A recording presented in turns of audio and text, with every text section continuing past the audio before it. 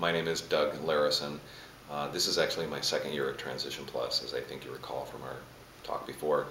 I teach basic reading and human sexuality. Those are the two courses that I teach, and I work with the 18 to 21-year-olds. So, we have a number of students who are autistic and Asperger's, which is under the umbrella of autism. For those students, it can be anything related to how they socially interact with others, staff, students, etc.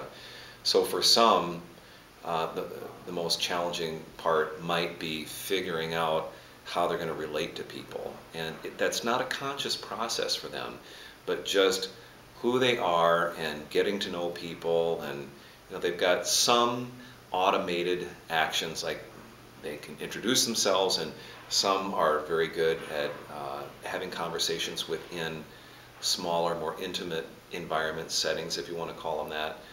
I had one student last year as an example who did very well in class. He was a great participant. He contributed regularly. He really thought about what he was going to say and thought about the questions that I asked. And the name of the class was Managing Emotion.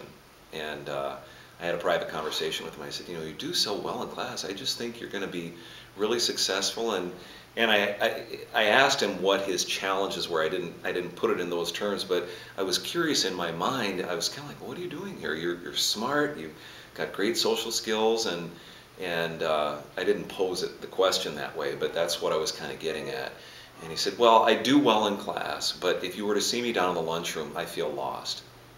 With the students that are lower cognitively, I think what might be very challenging to them is, okay, I got a new schedule, I've got to memorize, I've got to carry this thing around, I've got to remember to bring my notebook and my pencils, and then I got to remember where all my classes are, and I got to try to remember teachers' names, and I think it can be, a little overwhelming. But we have all kinds of support in place, and when students transition, we're all out there in the hallway to help them out if they look a little bit lost, and we'll walk students all the way to class if need be.